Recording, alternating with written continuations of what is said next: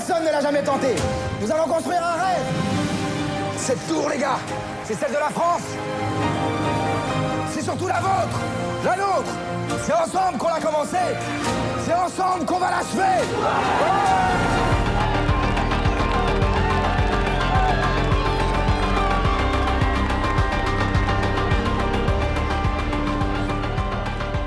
Ah, moi je dis 324 mètres. Non mais je savais que Romain était très fort. Alors son expo féroce est génial ici au festival d'Angoulême, mais faire une tour de 324 mètres, Romain. Non mais vraiment, c'est possible ou pas? Quand elle était dans mon dos, là, tu te rappelles, au début de tournage, Champ de Mars. elle était impressionnante, elle était là, on tournait au pied de la tour et je me disais, c'est moi qui ai construit ça, il faut que je l'assume, il faut vraiment que je... C'est génial. Martin Bourboulon, réalisateur de ce film Eiffel, qui fait l'ouverture du festival d'Angoulême, le 14e festival, hein, TV5 Monde est fier d'en être partenaire. Quel film et quelle émotion. D'abord, je voudrais quand même entendre Emma, parce que tourner dans une telle épopée comme ça, avec une aventure humaine, romanesque, c'est dingue, quoi. Je sais pas ce qui se passe à l'écran. Oui, c'est dingue. Et oui, c'était une épopée, exactement. Mais en même temps, c'était très... Ce que j'ai aimé, c'est que, je pense qu'on a tous ressenti ça, c'était quand même très intime et très simple et fluide et tout s'est aligné. Et c'était assez magique en fait. Et pour moi, c'était un retour sur la terre natale, quoi. Donc j'étais contente de revenir et de revenir avec ce film. Ouais. C'est quand même très symbolique. Allez, 324 mètres. Voilà. Va-t-il réussir? On le sait, mais bon, regardez la bande-annonce. Une tour. 300 mètres. Entièrement en métal. Un défi à la gravité. Aux éléments. Cette tour, messieurs, c'est Paris. Son rayonnement. Sa place dans le monde. Martin, ça y est, il est là, ce film. On l'a tellement attendu, ce Eiffel. On l'a beaucoup attendu. C'est le résultat d'une œuvre très collective. Il y a d'abord une idée originale portée par Caroline Bongrand qui a initié le projet il y a une vingtaine d'années. Après, le projet s'est baladé un petit peu entre différentes mains. Et moi, je suis arrivé à un moment donné où il était un peu orphelin de réalisateur. Et avec Caroline, Thomas Bidguin, on a commencé à reprendre le scénario original, à le retravailler. Et sont venus ensuite Nathalie Carter et Tatiana Deronet pour ensemble donner le scénario qui a donné le lieu au tournage, donc voilà, qu'on a fini par terminer.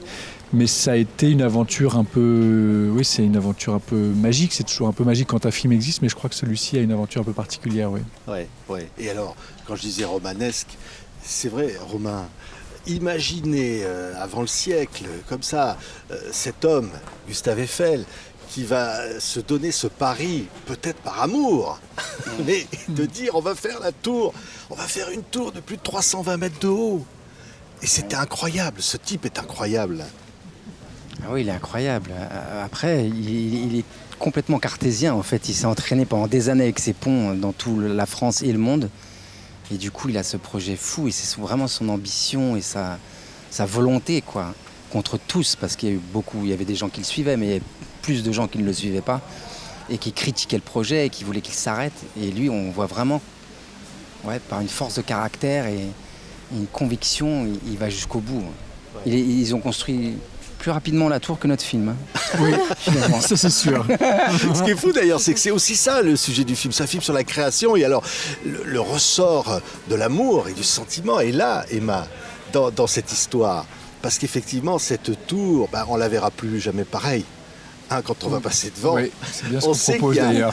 Derrière Gustave Eiffel, il y a un visage de femme et c'est vous qui l'incarnez. Ouais. C'est moi, qu'une pression du coup, c'est cool. C'est hyper léger. Non mais c'est ça que j'aime beaucoup dans ce film, c'est que justement j'aime la dualité justement entre le côté très pragmatique et du côté ingénieur d'Eiffel et l'architecte en lui et les calculs et l'acier et le fer. Et à côté justement cette partie très, très forte aussi, mais beaucoup plus intime et beaucoup plus, comment dire... Enfin, elle aussi grandiose en fait, mais très simple, parce que l'amour, ça nous concerne tous, c'est universel, et c'est ça qui lui donne qui lui fait fonctionner aussi, quoi, qui lui fait rêver. Ouais. C'est ça qui est beau à faire, Ouais. à voir. Et c'est fantastique les images de Paris dans ce début de siècle où on rêve, l'exposition universelle, Martin. Et puis vous nous reconstituez la construction de la Tour Eiffel. Moi j'avais jamais vu ça. C'est incroyable sur un grand écran de voir ça comme ça. Oui, c'était un des grands paris du film. De toute façon, le film navigue à chaque fois dans ces deux humeurs, c'est-à-dire de rendre le plus visible l'intime et de proposer du spectacle avec l'épique. Donc on a tout le temps essayé de naviguer un peu entre ces deux versants du projet et la reconstitution de la Tour Eiffel avec cette promesse de vivre comme l'ont vécu les gens qui ont travaillé sur la Tour Eiffel. Et ça, c'est aussi grâce aux avancées un peu technologiques. Ce qu'on peut faire aujourd'hui, on ne pouvait pas forcément le faire il y a 20 ans. Et ça donne lieu à des scènes qui sont effectivement dans le film où on voit le personnage de Romain, donc Eiffel, mené comme ça d'une main de maître, une des étapes très importantes qui est la fabrication et la constitution de ce premier étage. Et on a essayé de créer un suspense et la dramaturgie du cinéma était intéressante parce qu'on sait qu'il va y arriver. Oui, mais on sait qu'il va réussir à la faire. Mais malgré tout, l'enjeu de la situation était de le vivre avec lui en se disant, et je pense que pendant qu'on voit la scène, on se dit j'espère qu'il va y arriver. Donc ça, c'était chouette à essayer de raconter ça cinématographiquement. C'est fou parce que oui, effectivement, de faire rejoindre comme ça des éléments de la tour, quel incroyable pari, quoi. Ce qui est génial, c'est qu'en plus, ça c'est une idée de scénario et de Martin, il met le public en situation vraiment une application. On comprend tout. On comprend la scène au départ par des croquis, ensuite par une maquette et ensuite on le voit en grandeur nature. Donc il y a un vrai suspense, je pense, du public qui va découvrir ces éléments se rejoindre et créer le premier étage. Ouais. Et puis tout le monde qui va découvrir ce film le verra. Il y a des scènes absolument incroyables. Moi, quand il monte sur cette tour en construction et qu'il y a, ça c'est cinématographique. C'est incroyablement cinématographique. Mais c'est surtout une aventure très romanesque au sens large du terme, c'est-à-dire qu'avec ce moteur comme ça intime qui le pousse à se dépasser vraiment. Et c'est aussi un grand meneur d'hommes, et Romain incarne merveilleusement ça, parce qu'effectivement, quand il monte comme ça en haut de la tour pour essayer à ce moment-là de renverser la situation des ouvriers qui veulent quand même plus travailler et faire grève, et il arrive à les remotiver dans son projet, à les réembarquer avec une force formidable. Et c'est vrai que c'est assez intéressant de voir ça, de raconter ça. L'homme porté par l'intime tellement puissant qu'il arrive à tout, en fait. Et en même temps, et Romain, qui est un artiste, dessinateur aussi, on lui dit « Mais ça ne sert à rien, cette tour, on va la démonter après. » Il se donne tous ses efforts et tout ce mal, finalement, pour quelque chose d'éphémère, comme ça. Juste la beauté de l'art. Ouais, ou pas, parce que assez tôt, en fait, il s'attache au fait qu'elle sera peut-être indémontable. Et aujourd'hui, ça nous prouve bien qu'il avait raison.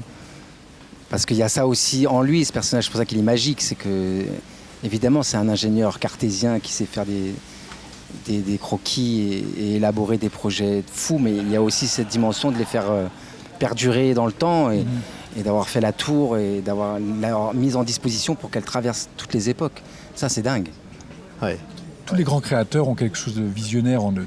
Et c'était aussi une des parties intéressantes du projet du personnage, c'est de voir à quel point on s'est amusé avec ça. Quand il dit à ses banquiers, vous verrez un jour que les gens viendront y faire la fête et la visiter. C'était facile. Mais n'empêche que c'était quand même aussi ce qu'il pensait à l'époque. Mais moi, je persiste. Quand on va passer à côté de la Tour Eiffel, Emma, on verra le visage de Romain.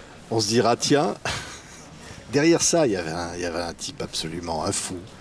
Mais ça fait tellement de bien d'avoir des fous comme ça, qui nous ont donné des choses aussi merveilleuses. C'est vrai ou... Oui, c'est vrai. Et c'est bien aussi justement de donner parce qu'Adrienne a réellement existé, et c'est bien aussi de donner une voix et de la chair et une vie à une femme de l'histoire qui a été oubliée, comme beaucoup le sont. Souvent, on se rappelle des femmes parce qu'elles ont été mariées à un tel et elles ont eu tel nombre d'enfants et basta, quoi. Et le reste, on s'en fout. Donc moi, j'ai eu quand même de la chance de pouvoir justement d'être libre de créer un personnage quand même et de la faire traverser des âges différents et ouais, c'était quand même assez magique. De toute façon, il était évident pour nous tous les trois, et même pour toutes les personnes qui ont fabriqué ce film avec nous, c'est-à-dire qu'il n'a jamais été question de faire un biopic. Ça nous a jamais intéressé de raconter la vie de Gustave Eiffel qui fabriquera sa tour. Ce qui était passionnant, c'est de créer, effectivement, de faire revenir à ce moment-là de sa vie si particulier, le personnage de cette femme très moderne, très avant-gardiste aussi dans son temps, et qui tout d'un coup va aussi bouleverser la créativité de cet homme, sans révéler l'issue de l'histoire, en y participant d'une manière formidable. Donc pour moi, il était évident que les deux personnages se nourrissaient en permanence et qu'il n'y en avait pas un qui privilégierait l'autre. Même si au fond on parle de la Tour Eiffel, mais c'est pour ça qu'ils naviguent ensemble vraiment dans les deux époques au même moment. Et je me suis beaucoup attaché à aimer ces personnages, ces acteurs évidemment, mais c'est cette histoire qu'ils ont vécue eux aussi. Le film n'aurait pas pu exister sans ça. Merci. C'est pas une tour, c'est un rêve. Et ce film est formidable. Et ce film va émouvoir, va toucher, bouleverser, va faire le tour du monde, c'est sûr. Merci à tous les trois d'avoir été ici. Merci. C'est ensemble qu'on l'a commencé. C'est ensemble qu'on va l'achever.